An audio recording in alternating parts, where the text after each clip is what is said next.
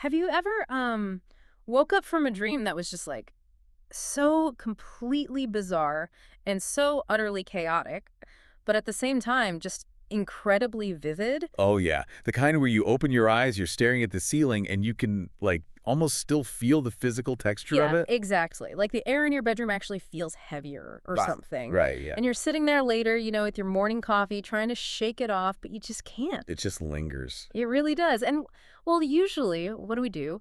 We blame it on whatever we watched on streaming the night before. Or we tell ourselves like, "Oh, we ate something too spicy for dinner." Right, the classic spicy food excuse. Exactly. We try our absolute hardest to brush it off as just, random, meaningless static. I mean, generally, I think we really like to view our sleeping hours as this blank, uneventful space. Like the system just powers down and Well, reboots. it's deeply comforting to think of it that way, isn't it? Yeah, I guess it is. It completely lets us off the hook. Because, if a terrifying or just a totally bizarre dream is just mental static, like just random images misfiring, then we don't have to pay any attention to it. Right. We don't have to deal with it. Exactly. We don't have to take responsibility for what it might actually be saying about us. Right. But today, we are going to completely challenge that comforting little lie. We are doing a deep dive into a truly fascinating piece of source material It today. really is a unique piece. It is. It's this deep, meticulous, and incredibly revealing blog post that dissects one highly specific, hyper-detailed, and, well, on the surface, utterly absurd dream. Utterly absurd is putting it mildly. Seriously. So our mission for this deep dive is to literally decode the chaos of this specific narrative. We're going to explore how a dream featuring like famous anime characters, a runaway wooden car, a deeply tragic family event, and a random Japanese comedian is not just a glitch. No, not at all. It's actually a highly structured, highly urgent SOS from the unconscious mind. Yeah, and the core premise of the text we're looking at today is it's quite profound, actually. It really requires us to shift our perspective completely. Okay, how so? Well, it operates on this principle that dreams show you the self you actively ignore during the day. Oh, wow. The self you actively ignore? Exactly. We are going to treat this chaotic narrative exactly as the author does. Not as random, spicy food-induced nonsense, Mm-hmm. but as a precise topographical map of a person's inner psychological state. I love that. A topographical map. Yeah, because the theory here in the text is that when your conscious waking self is absolutely refusing to look at a growing problem, your unconscious has to speak louder. It has to shout. Right. And to do that, it uses the most vibrant, shocking, and sometimes just ridiculous symbols it can find, just to force you to finally pay attention. Okay, so let me set the stage for you, the listener, because I want to outline the sheer, just unadulterated chaos of the plot of this dream right up front. Yeah, you really have to lay it all out. I do. I want you to appreciate the scale of what we are dealing with before we start breaking it down. So the dreamer finds themselves starting out in Tokyo. They're in a light car that suddenly loses its brakes. Classic nightmare material right there. Right. And there is an unknown mysterious woman fast asleep in the passenger seat. Then, out of absolutely nowhere, the dreamer's entire family is pierced by black spears. Right. And they die instantly in a vertical row. And then suddenly, Luffy from the anime One Piece and Naruto appear. Just casually show up. Just casually. They appear as allies to help the dreamer fight Voldemort. Oh, and along the way, the actor Sato Takeru is selling perfume in a museum. Naturally. Yeah, obviously. And the whole thing ends with the comedian Shinagawa acting really aggressively in a literal cowshed. I mean, if you pitched that to a movie studio, they would literally throw you out of the room. They would call security. It sounds like someone took like 5 completely different, unrelated scripts, threw them into a blender, and just hit the highest speed. It really does. It sounds completely ridiculous. But, as I was reading through our source material, it reminded me of looking at a massive, incredibly complex, abstract painting. Oh, that's a good comparison. Yeah, like if you just glance at it as you walk by, you just see a mess of colors and shapes. It feels like a toddler just threw paint at a canvas and walked away. Right. Just noise. Exactly. But when you stop and you look closely and you have the right analytical lens to view it through, a hyper-realistic, almost painfully accurate portrait of the artist's current life stage starts to emerge. Yeah, that is a very apt analogy. Every single chaotic element, no matter how weird it seems, has a specific structural job to do in the dream. So where do we even start with this? Well, The first brushstroke in this massive painting, the actual starting point of this entire psychological audit, begins in a setting that is almost aggressively mundane. The back seat of the car. Exactly, the backseat of a light car. Let's unpack this setup because it feels so, I don't know, normal compared to like Voldemort in the Black Spears. It does. It's very grounded. Right. So the dream opens with the dreamer sitting in the back seat. The mother is the one driving the car, and the brother is sitting in the passenger seat. The dreamer is just there. Just hanging out. Yeah, hanging out in the back, along for the ride. On the surface, that's just a completely normal family road trip. It is normal, but the text breaks down exactly what the back seat represents in the landscape of the unconscious. Think about the actual physical reality of being in a back seat. Okay. It is an entirely passive state of existence. Yeah. You are not deciding the destination. You're not choosing the route. You have zero control over the speed. You can't even really see the road ahead as clearly as the driver can. Precisely. You are simply being transported by forces completely outside of yourself. You are literally surrendering your forward momentum to someone else. But I have to push back a little here. Sure. Isn't it sometimes just nice to be driven? Like in waking life, if your family is supportive, if they guide you and you trust them, sitting in the backseat doesn't feel like a psychological crisis. It feels safe. Like my mom knows where we're going. It does feel safe. And the author of the text emphasizes that this is exactly where the trap lies. Oh, really? Yeah. The source points out that the shift from a natural, healthy state of, I feel safe with my family guiding me, can very subtly, almost invisibly, warp Into what? into an unhealthy, paralyzed state of, I am completely anxious and incapable without them. Oh, wow. Yeah. When you spend too much of your adult life in the back seat, you literally lose the capacity to navigate for yourself. You forget how to press the pedals. That makes so much sense. It's the difference between like taking a taxi and realizing you don't even know how to drive at all. Exactly. And the Okay. unconscious is highlighting this passivity right at the start of the dream. It is demanding that the dreamer look at their seating arrangement in their own life. It's basically asking, look at who is actually driving your existence. Wow. But the dream doesn't let them stay comfortable in that backseat for long, does it? No, it forces the issue. Right, because the narrative shifts, and this is where the real crisis hits. Midway through this drive, the dreamer finally decides to make a move. They move up into the driver's seat, they take the wheel. A huge step. A huge step.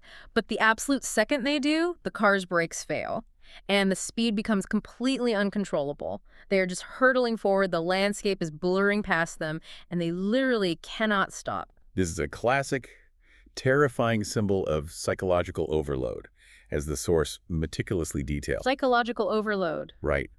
It have a harsh, unromantic reality of personal growth. The very moment you decide to become independent, the very moment you try to, like, rip the wheel of your own life away from your parents or your family. You're instantly hit with it. Yes, hit with the overwhelming speed and weight of your own choices. It's like you've been riding a slow-moving bicycle with training wheels your whole life, and suddenly you are teleported into the cockpit of a supersonic jet and someone just screams, "Fly it!" That's exactly what it feels like. The sheer volume of decisions you suddenly have to make, where to go, how fast to get there, how to avoid crashing into a mountain, it's completely paralyzing. Yes, and the unconscious is perfectly capturing that specific terror.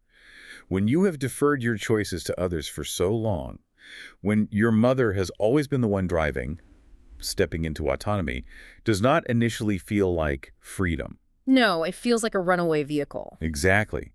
You are overwhelmed by the speed of your own unmanaged emotions and the sudden crushing weight of your responsibilities.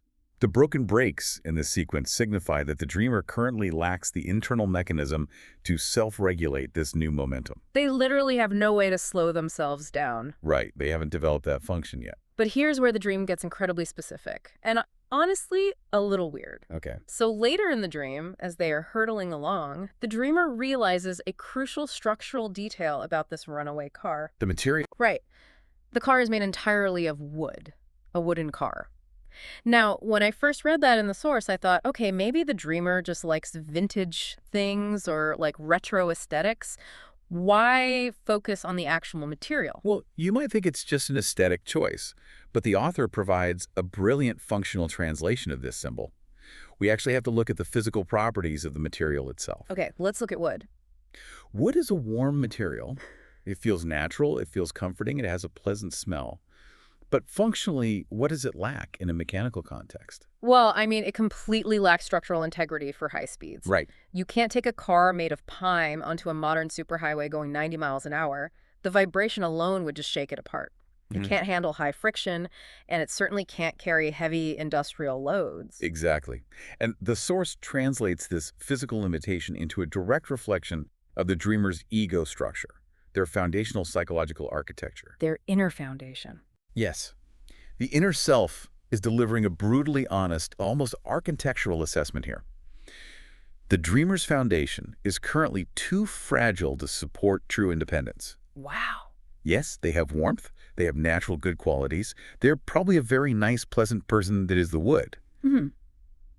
But they have not yet built the psychological steel required to survive the high-speed, high-impact demands of a truly autonomous adult life. Oh, wow. So the mind is basically saying, you want to drive your own life, that's great, but your vehicle isn't built for this highway yet. Exactly that. It's a terrifying, but honestly an incredibly honest self-assessment, isn't it? Definitely. It's not a punishment. It's not saying you can never, ever drive. No, not at all. It's just saying you need to pull over and reinforce the chassis with something a lot stronger before you hit the gas again. That is the perfect way to frame it.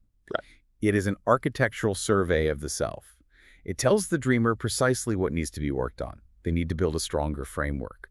But of course, before you can rebuild that internal vehicle, you have to actually look at how you are currently making your choices out in the real world. Right, which brings us really smoothly to the next sequence in this dream, because the dreamer abandons the car and tries to make a simple decision on foot. The scenery completely shifts here. It does. We are no longer terrified in the runaway wooden car. The tension just drops, and we are suddenly standing in Tokyo Station, and the dreamer needs to eat. A very mundane, everyday scenario. But as the text reminds us, in a dream of this magnitude, every single choice, no matter how small it seems, is loaded with profound meaning. Right. So let's look at the options they have. There are 3 restaurants to choose from. Now keep in mind, the dreamer is in Tokyo. In front of them, there is a delicious-looking char-siu ramen shop. Sounds great. And right next to it, there is a vibrant, diverse Chinese restaurant. Both look great. Both would completely satisfy their hunger. Right. But instead of picking what looks genuinely appetizing, the dreamer completely bypasses them and chooses this plain set meal place. And the reason why is the most interesting part to me. The logic is key here. Yeah. They choose it because it's run by a former host of a famous Japanese TV show called Shinkansen Irashai. The literal, explicit reasoning the dreamer has in their head during the dream is, since I'm in Tokyo, I should pick the famous person's shop. They are making a fundamental choice about nourishment based entirely on external validation and perceived status. Exactly. I mean, we've all done that, right? Yeah, absolutely. Like, I have to go to that bakery because it has a huge line and everyone on social media is posting about it, even if you don't even really like pastries. Right. You're eating the status, not the food. Exactly. But here is the kicker in the dream. The dreamer sits down to eat this famous set meal with their brother. They take a bite, and they look at each other, and they exchange this silent, knowing look that just screams, this tastes kind of bad. The author of our source text explains this entire restaurant sequence as a harsh, unyielding internal audit of the dreamer's waking values. An internal audit. Yes. Yeah. Look closely at the mechanics of the choice they made. The dreamer actively bypassed their own instinctual desires. They ignored the delicious-looking ramen, the food that would actually provide deep, real satisfaction. Right. They ignored their actual appetite. Instead, they chose name value. They chose the option that looks right to others, or, sounds impressive as a story to tell friends back home. Like, you'll never guess where I ate in Tokyo, the famous guy's restaurant. Precisely. But the bad taste in their mouth is the unavoidable reality setting in. It is the realization that prioritizing fame, optics, or societal expectations leaves the inner self entirely, completely unsatisfied. You just can't nourish your true self with social clout. No. It tastes like cardboard to the soul. It's like scrolling through endless identical trends on your phone. You consume all this content because it's popular, because the algorithm says everyone else is looking at it. But at the end of the day, you close the app and you feel completely empty. Maybe even a little nauseous. Right. You haven't consumed anything that actually feeds your genuine interests or your intellect. And the dream does not stop there. It actually pushes this specific concept of empty consumption even further with a profound linguistic and visual puzzle right after the bad meal. Oh, the riverbank scene. Yes, the dreamer leaves the restaurant feeling unsatisfied and moves to a riverbank. Right. And as they're walking along the riverbank, they see a shop with a traditional curtain, a Norin bearing just a single Japanese character. Oh, Ha! yes. But before they can really engage with it or figure out what it is, a comedian appears out of nowhere and acts as a guide. And he steers them away from the ha shop and takes them to another shop. This new shop has a sign with the character wa. But the bizarre thing is, it's not just one shop, it's three identical copycat wash shops lined up right next to each other. A very specific visual. Very. And the dreamer looks at these wash shops, gets visibly annoyed, and absolutely refuses to go in. This refusal ends up deeply annoying the comedian who guided them there. The text decoding of these specific linguistic characters is, I think, one of the most fascinating parts of the analysis. Let's get into it. What do they mean? Let's start with the first shop, ha. The author notes that ha represents the sound of an exhale breath. If you strip it down, it is a primitive, deeply natural sound. It represents a true origin, a genuine starting point of life or intention. Like the first breath you take. It's singular, it's raw, it's real. Yes, exactly. But the dreamer is distracted and led away to wa. Now, look at the visual representation of the character wa. It represents a ring or a loop. Okay, a loop. On the surface, a loop looks complete, neat, and tidy. But in the context of this dream, especially with the imagery of three identical shops lined up, the text explains that wa is actually a trap. A trap. It is a shallow, mass-produced commercial copy. It is an endless loop of the same superficial thing, masquerading as something complete and fulfilling. Wow. So the dream is literally spelling it out. Ha is the raw, authentic, maybe slightly messy starting point you are desperately searching for. Yeah. And wa is the neat, packaged, mass-produced substitute that society tries to sell you to keep you quiet. Exactly. And the crucial, triumphant moment here is the refusal. Right, they don't go in. The dreamer looks at the endless loop of wash shops and refuses to enter. They reject the cheap, superficial substitute. Even though refusing it annoys their guide, and even though it leaves them standing there, completely lost on the riverbank with nowhere to go. I really want to highlight that. Because on the surface, standing lost on a riverbank doesn't feel like a win. It feels like a failure. But psychologically, that is actually a massive victory for the dreamer, isn't it? It is a monumental step forward. It shows that the ego, despite being fragile, is finally waking up to its own needs. Even in a state of feeling lost and disconnected, the dreamer's internal compass is starting to function again. It's coming back online. It is essentially declaring, I would rather be lost, looking for something real, my authentic high, than comfortably sitting inside a fake, endless loop, the wa. They are rejecting the bad-tasting famous restaurant.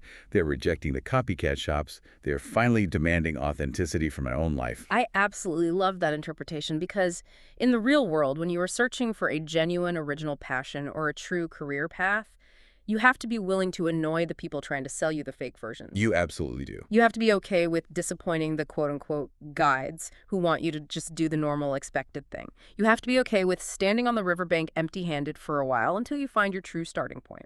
That is a very accurate reflection of the process. But as the text quickly reminds us, demanding authenticity is only the first step. Navigating toward it is another challenge entirely. Right, because wanting the real thing doesn't mean you know how to get there. Exactly. The dreamer's internal compass might be flickering back to life, but the true navigator, the part of the psyche that actually knows the way, is still completely incapacitated. Which brings us back to the car, and to one of the most surreal and intense sequences in the entire blog post. Yes. We are back in the light car. But the dynamic has fundamentally shifted. The mother, the driver, the symbol of dependency is gone. She's completely absent. She's gone. The dreamer is presumably now responsible for the vehicle. But in the passenger seat, there is an unknown young woman, and she is fast asleep. She is completely out of it, unresponsive, to the point where the text specifically notes she doesn't even help the dreamer navigate with Google Maps. The source introduces a vital, deeply layered psychological concept here to explain who this sleeping woman is. Who is she? She represents the anima. Okay, let's pause and really unpack the anima. Because it's easy to just, throw that term around. For the listener who might not be familiar with the depth of that concept, what does this figure actually represent for the dreamer in their waking life? In the context provided by our source, the anima represents the dreamer's inner sensitivity. It is their raw intuition. Okay. It is the deep, creative, emotional power that resides within them, often buried beneath logic and social expectations. It is that profound part of you that just knows which way to go without needing a spreadsheet to prove it. Right, that deep knowing. Yes, it is the part that feels deeply, connects empathetically, and guides you through the complex, murky emotional terrain of life. So she is the ultimate internal navigator, the gut feeling personified. Precisely. But look at her physical state in the dream. She is asleep, unconscious within the unconscious. Which means the internal navigation system is completely offline. It means these intuitive, deeply emotional powers are dormant. The dreamer has lost all access to them.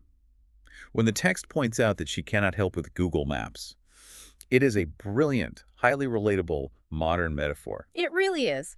The dreamer is trying to navigate the incredibly complex, high-speed roads of their adult life, but they cannot hear their own inner voice. Yeah. They cannot access their own intuition to figure out which turn to take, which job to accept, which relationship to pursue. Because they've spent so much time in the backseat letting their mother drive, letting society dictate the law choices, their own internal navigation system just powered down to save battery. It went into sleep mode because it wasn't being used. That is exactly how the atrophy happens. And waking that deeply sensitive part of yourself up after years of suppression is rarely a gentle, easy process, as the dream is about to violently demonstrate. Right, because this is where the narrative takes a wildly surreal, almost terrifyingly alchemical turn. It's very vivid. The brother, who the text clearly identifies as a shadow figure, suddenly appears in the scene. He takes a painter's palette and he literally melts down 4 distinct, vivid colors of paint: red, yellow, green, and blue. Right. He takes this boiling molten paint and he pours it directly onto the sleeping woman. And the reaction is instantaneous and violent. Colored liquids start violently spraying from her body in every direction. It's a chaotic, messy eruption of color. Yes. And the dreamer's immediate visceral reaction to seeing this is to yell out, "Stop!" The imagery here is incredibly potent and dense. Let's carefully break down the components as the author does. The text specifically aligns these 4 colors, red, yellow, green, blue, with 4 fundamental psychological functions. Let's list those out. What are those functions? I want to understand what the paint actually is. The source identifies them as thinking, feeling, sensation, and intuition. Thinking, feeling, sensation, intuition. Okay. These are the 4 foundational pillars of how a human being processes reality and interacts with the world. By having the brother pour these molten colors directly onto the dormant anima, the dream is depicting a massive external stimulus, forcing a sudden, non-negotiable, violent awakening of all these suppressed aspects of the self simultaneously. But wait, why the brother? Why is he the one doing this? The text called him the shadow figure. The shadow represents the parts of the dreamer psyche that operate outside of conscious control. Right. The conscious mind, the dreamer who wants things neat and orderly, wants a woman to wake up gently, maybe with a polite tap on the shoulder or a warm cup of coffee. Something manageable. But the shadow knows that after years of deep sleep, gentle methods will simply not work. The shadow knows she needs a shock to the system. The shadow does the dirty, messy work that the conscious ego is too timid to do. So the shadow acts as the necessary catalyst. He forces the issue.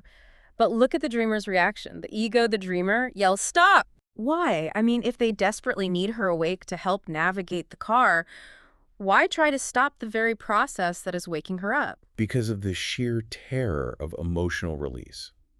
The text highlights this as a massive, paralyzing internal dilemma.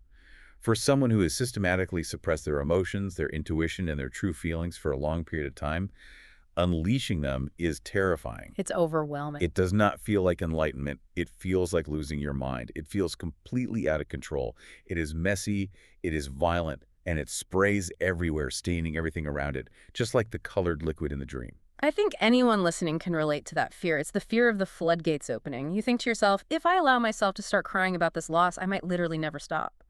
Or if I actually acknowledge how deeply angry I am at my boss or my partner, I might burn my whole life to the ground. Exactly. So your conscious mind yells, "Stop," to keep the dam intact, to keep everything clean and manageable. Exactly. The dreamer conceptually wants the guidance of the anima, but they absolutely do not want the messy, uncontrollable, chaotic emotional reality that comes with waking her up. It's a huge paradox. It is the ultimate psychological paradox. You are terrified of the release, but if that release does not happen, you remain permanently stuck. Forever driving a broken car without a map, completely disconnected from your own life. So the unconscious mind is forcing the issue. It's saying, ready or not, here comes everything you've been holding back. We are doing this. Yes. And if that violent eruption of color wasn't dramatic enough, the dream immediately escalates into what is arguably the most shocking, visually jarring, and traumatic sequence of the entire narrative. It is the fulcrum of the dream. Yeah. It is the exact moment where the old, rotting structures of the dreamer's life are finally definitively dismantled. We are entering the darkest part of the deep dive. Yeah. And I want to warn the listener, this next scene starts with a very dark, very shocking visual. Out of nowhere, the setting changes, and an array of black spears rains down from a wall. A horrific image. These spears pierce the dreamer's family in a vertical line, killing them all instantly. The dreamer witnesses this entire horrific event. They feel deep sorrow, they feel immense frustration, but then surprisingly, instead of collapsing, they turn and head directly into a massive battle. We must pause right here. We really need to emphasize a critical, non-negotiable rule established by the source text regarding this kind of imagery. Yes, absolutely. This visual is highly disturbing, but the author is explicit. This is absolutely not a bad omen. It is not a psychic prediction of real-world death, illness, or tragedy for the family members involved. Right. We have to violently separate the literal interpretation from the symbolic one. If you, the listener, dream of something horrific happening to your loved ones tonight, it doesn't mean you have psychic powers predicting doom. You shouldn't wake up and start panicking about their physical safety. Exactly. We have to read it strictly as a psychological event happening within the dreamer's own mind. The text points out a very specific, crucial detail in the staging of this event. The vertical line. Yes, the family is pierced in a vertical line. This verticality is not an accident. It represents the generational chain. It represents the lineage, grandparents, parents, siblings. Okay, I see. It is the unbroken, rigid line of dependency that has defined and constrained the dreamer's life up to this exact point. It's the people who were driving the car in the very beginning. The structure that kept them in the back seat. Yes. Their sudden, violent death in the landscape of the dream symbolizes the complete, absolute, and irreversible dismantling of the dreamer's psychological dependency on their family. The safety net is gone. The safety net has not just been removed, it has been violently destroyed. The external structure that the dreamer relied on for their identity, their decision-making, and their sense of security is gone forever. And it has to be violent, doesn't it? Like if it were a gentle separation, if the family just waved goodbye and walked away, the dreamer's fragile ego might try to chase after them. That's a great point. The unconscious has to burn the bridge so thoroughly, so shockingly, that going back to the back seat is no longer a physical or mental option. That is a profound insight. And notice the emotional texture of the dreamer's reaction here. Yeah. The text notes they feel sorrow, they feel frustration. They do not feel joy or triumph at this sudden independence. Because it hurts. Exactly. This highlights a profound psychological truth that the text leans into. The birth of the true individual is fundamentally a grieving process. Becoming truly psychologically independent means mourning the loss of that childhood safety net. It hurts to grow up. It really does. But the most crucial detail is what the dreamer does next. Despite the crushing sorrow, they do not freeze. They move forward. They head directly into a battle. They stand alone in the arena. The psychological training wheels have been violently ripped off, but here is where the dream injects this massive, almost comedic dose of pop culture absurdity into a deeply traumatic moment. It is a wild tonal shift. The dreamer heads into this battle, and they look around to see who is fighting alongside them and who is standing there. It's Luffy from the anime One Piece. It's Naruto, it's Iron Man, it's Harry Potter. An incredible lineup. They are all teaming up in this epic crossover to fight against villains like Voldemort. Now, when I read this, I laughed. It's like the ultimate fan fiction crossover event happening right in the middle of a serious psychological crisis. Yeah. Why on earth are these specific characters here? It sounds completely absurd on the surface, but the source provides a beautiful, deeply moving explanation for why pop culture figures appear in our dreams at critical moments like this. We have to think about the state the dreamer is currently in. Okay, let's look at their state. Their family structure. Their primary source of strength is gone. Their ego is fragile. They are grieving. They are completely and utterly depleted of personal psychological strength. They have absolutely nothing left in their own internal tank. Precisely. And when an individual's personal processing power is maxed out, when their personal strength is completely depleted, What does the human psyche do to survive? I don't know. What does it do? It taps into universal collective stories. It reaches out to the myths that our culture shares. Oh, wow. So because the dreamer cannot find the strength within their own personal history, they borrow it from the broader culture.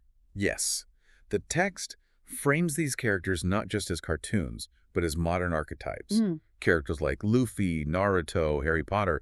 What is their core function in their stories? Mm. They embody specific, powerful concepts. Right. They represent the archetype of never giving up.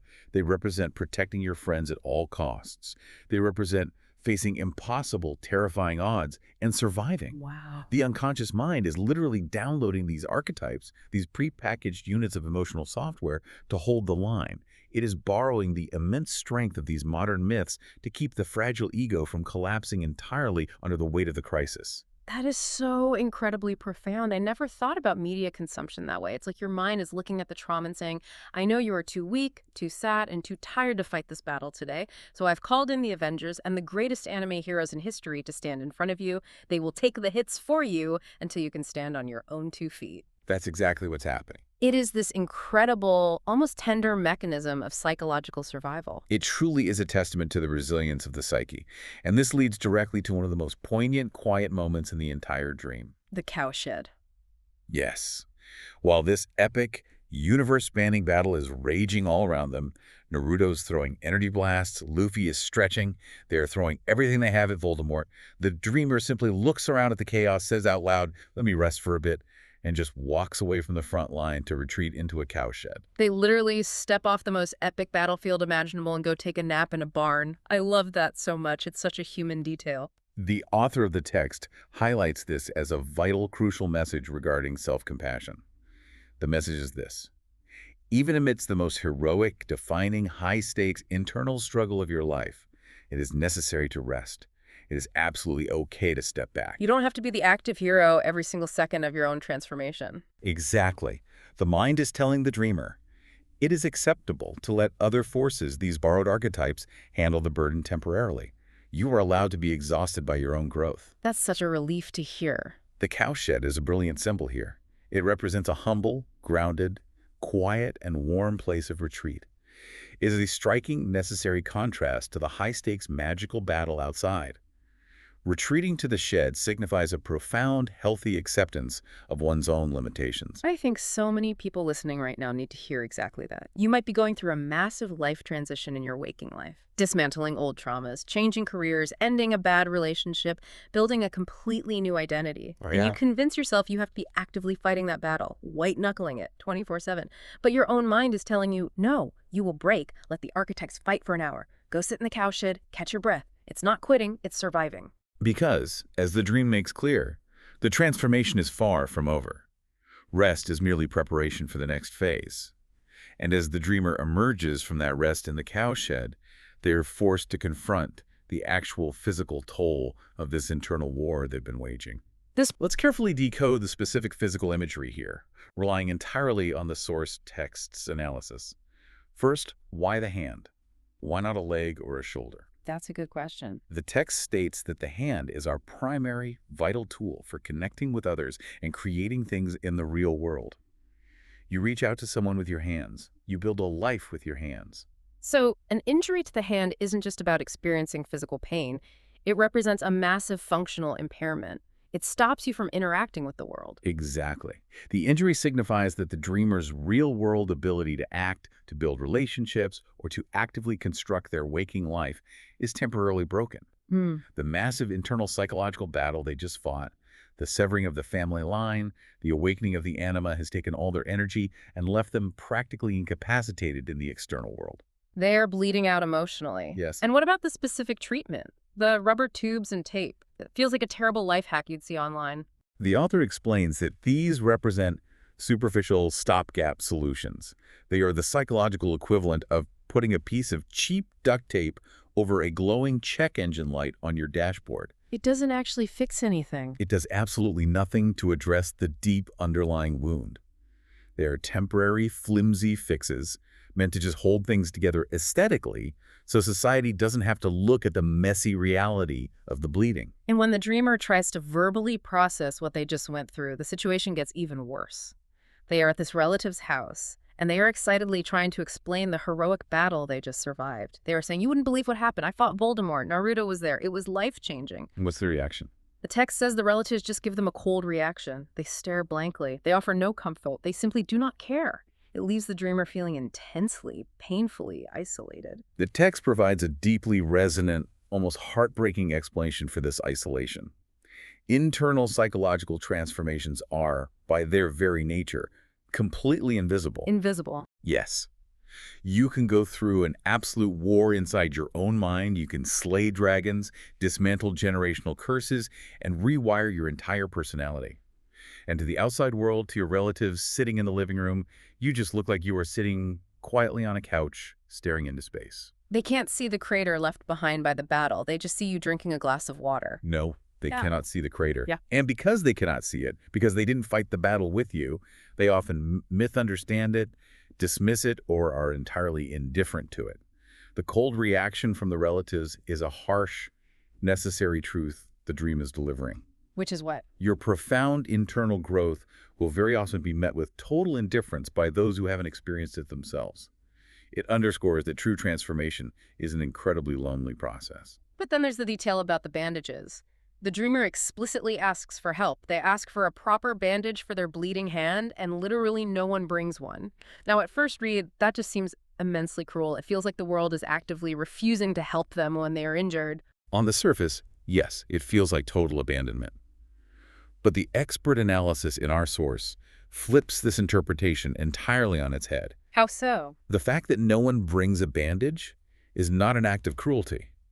It is actually the most crucial, empowering, and necessary message of the entire dream. I really need you to explain that. How is being denied medical attention empowering? Because of what the denial represents. The source's takeaway is that the dreamer has reached a critical developmental stage where they can no longer rely on others to heal their psychological wounds. Think back to the beginning of the dream. A back seat. Yes. In the past, they relied on the family, the people driving the car, to bandage them up, to make everything okay, to tell them they were safe. They relied on them for external validation. There, you're fine. We'll fix it. Exactly. But that old structure of dependency was destroyed by the Black Spears.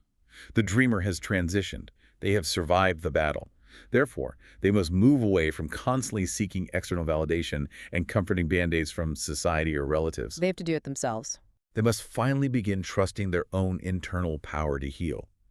No one is bringing the bandage because the unconscious mind is telling the dreamer, it is time to realize you have to clean and bind your own wounds. You are the adult now. Wow.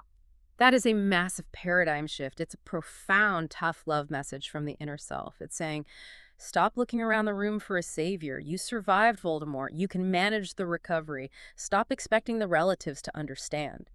It's a complete shift in personal responsibility. And that very concept of responsibility specifically, taking responsibility for one's true desires, is exactly what is tested in the final climactic sequences of the dream. Okay. The isolation at the relative's house forces the dreamer inward, forcing them to finally face parts of themselves they have been actively, desperately avoiding.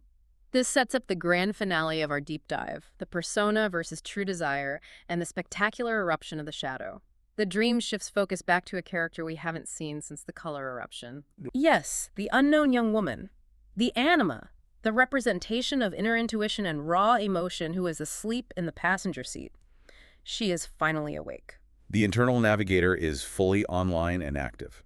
She is online, and she immediately hits the dreamer with an incredibly heavy, provocative question. She looks directly at the dreamer and says, I just got married, but if we sleep together, is it an affair? We have to notice how direct, challenging, and intimately demanding this interaction is. The anima is not easing into conversation. No. She is forcing a direct engagement with the dreamer's core desires and moral compass. And the dreamer's response is so incredibly telling of their current psychological state. Faced with this raw proposition, they don't say, I want to or I don't want to. They don't engage with the emotion of it at all. What do they say? Instead, they respond by saying, I have no sexual experience, so maybe not for me, but socially, yes, it's definitely an affair. The author of our source material highlights the absolute tragedy of this specific calculated response. Look closely at the mechanics of the dreamer's logic here. The anima, the literal representation of inner truth, raw desire, and deep emotional connection, is offering a direct, intimate, vulnerable engagement. And how does the dreamer choose to answer? By citing the societal rulebook, by acting like a nervous lawyer reading from a contract. Well, according to public opinion and societal standards, technically yes. They completely avoid the personal reality of the question. Exactly. Instead of answering based on their own complex feelings, their own hunger, or their own truth, they immediately defer to societal standards. The text explains that this response reveals a heavy, suffocating reliance on the persona. Okay, let's make sure we ground that term. The persona being the social mask we wear every day. Yes. The persona is the curated face we present to the world to ensure we are accepted. To be seen as good, polite, or normal is the ultimate wa behavior. The dreamer is using social norms as a literal defensive shield. They are terrified of a true, deep, messy connection with their own inner emotional self. So when that inner self finally wakes up and asks a provocative question that demands vulnerability, the dreamer cowers behind the rules of polite society to avoid giving an honest answer. It's so much easier to say, society says no, than to look inward and admit, I am terrified of being vulnerable with you, or I actually really want this, but I'm scared. They are intellectualizing the emotion to avoid actually feeling it. It's a form of cowardice masquerading as morality. It is a highly effective but ultimately destructive defense mechanism. But as the text continually proves, when you repress a powerful emotional force, it does not simply disappear. No, it has to go somewhere. It does not go away just because you cited a rule book. It just finds a darker, more distorted, and more aggressive way to express itself elsewhere in the psyche. Which brings us to the final, chaotic, incredibly uncomfortable scene of the dream. We are suddenly transported back to the cowshed. The sanctuary. The place that was supposed to be a sanctuary for rest. But it is not peaceful anymore.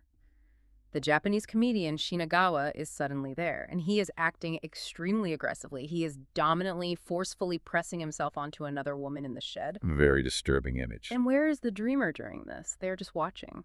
The text describes the dreamer as feeling exactly like a hidden camera. They are totally helpless, paralyzed, just observing this aggressive, uncomfortable act unfold. Now, as the skeptical host here, I have to ask. Shinagawa, a comedian. Isn't it highly probable the dreamer just watched one of his comedy specials before bed? Why do we have to jump straight to heavy psychological interpretation? It is a valid question, but the source text guides us to look past the literal identity of the figure and focus on their function. We have to apply the concept of psychological projection here. Okay, projection. In dreams, when another character is acting out an intense, uncomfortable emotion or behavior, the text asserts that it is rarely actually about that external character. So the dream isn't secretly a commentary on Shinagawa's career or personality. Not at all. He is merely a vessel. Ugh. The text explains that Shinagawa, in this specific context, represents the dreamer's own shadow. The shadow. He is the living, breathing embodiment of the dreamer's deeply repressed, entirely unacknowledged desires. He represents all the aggressive, dominant, messy, perhaps even destructive emotional impulses that the dreamer absolutely refuses to claim as their own. So these are the exact parts of themselves that don't fit into that neat, polite, rule-following persona they were just using to answer the anima's question about the affair. They acted like a saint with the anima, so the repressed sinner shows up in the barn. Precisely. The dreamer desperately wants to believe they are only the polite, rule-following, perfectly acceptable person. They actively refuse to integrate these messy, raw, inferior traits into their conscious identity. Right. And because they refuse to own them, because they push them down into the dark, the unconscious mind takes those traits, puts them in a recognizable costume in this case, a comedian known for a brash, aggressive public persona, and projects them outward so the dreamer is forced to look at them. It's an elaborate trick of the mind. That's not me being aggressive and messy with desire. I'm a good person. That's just a comedian over there doing it. It's a desperate way of distancing yourself from your own internal darkness. But as the final moments of the dream show, the distancing strategy has completely failed. The text emphasizes the crucial detail that the dreamer is watching helplessly, like a hidden camera. They cannot stop the scene. They cannot intervene. And most importantly, they cannot look away. They are trapped in the room with the reality of their own repressed nature. Yes, and that feeling of watching helplessly means the ego's defense mechanisms have completely and utterly hit their absolute limit. The protective wall of the persona has shattered. It's broken down. The exposure to the raw, unfiltered truth of their own desires, their shadow, and their vulnerability is simply too much for the conscious mind to bear in its current still fragile state. It's a complete system overload. The psychological hardware is melting down. Exactly. And that is exactly why the dream abruptly, violently ends right there. The unconscious mind has done its job. It pushed the ego right to the absolute breaking point of realization, showed it the undeniable truth, and then pulled the plug before the system crashed completely. The sleeper is forced awake. Gasping for air, heart pounding, trying to shake off a dream that feels way too real. Because, as our source has proven, it is real. It is the exact psychological reality they've been ignoring while they were awake. It is a masterclass in internal communication. It shows the incredible lengths the mind will go to in order to heal itself. Okay, let's take a breath, unpack this, and synthesize this incredible, sprawling journey we've just been on. This wasn't just a weird night of sleep caused by bad food. As our source material beautifully, meticulously illustrates, this single chaotic dream is a vivid, chronological portrait of an ego in transition. It perfectly maps the entire arc of a profound psychological crisis and the incredibly difficult, painful path toward genuine autonomy. Let's track that journey one last time. It starts with the stark realization of passivity sitting in the back seat, surrendering the control of your life to others. Then comes the terrifying, overwhelming attempt to take the wheel, only to realize the vehicle of your life, that fragile wooden car, simply isn't built to handle the speed of true independence. From there, it moves through the necessary rejection of superficial societal choices. It is the dreamer turning away from the bad-tasting famous restaurant and the endless copycat loops of the wash-ups, despite feeling lost, because they are desperately seeking their authentic, their true starting point. It forces a violent, non-negotiable confrontation with dormant emotions, the molten paint forcing the sleeping anima awake. It demands the severing of the old, comforting safety nets, represented by the tragic but necessary death of the family structure, the breaking of that vertical line of dependency. And yet, when the burden of all this growth becomes too heavy, the mind offers incredible grace. It provides the wisdom to borrow strength from collective myths, summoning the anime heroes to hold the line and the permission to rest in a humble cowshed. But it never lets the dreamer off the hook. It forces them to realize that nobody else is bringing the band-aids for their bleeding hand. The fantasy of external healing is destroyed. And finally, in the climax, it violently strips away the polite social mask, the persona, forcing them to look directly at the messy, aggressive shadow they've been projecting onto the world. The core takeaway from this source text is profoundly validating for anyone going through a difficult time. Life has periods where absolutely nothing seems to work. Your brakes fail, the food tastes bad, your support systems vanish, uncomfortable emotions erupt violently out of nowhere, and you feel totally, helplessly lost on the riverbank of your own life. You feel like you are fundamentally failing at life. But the text argues that you are not failing. You are transitioning.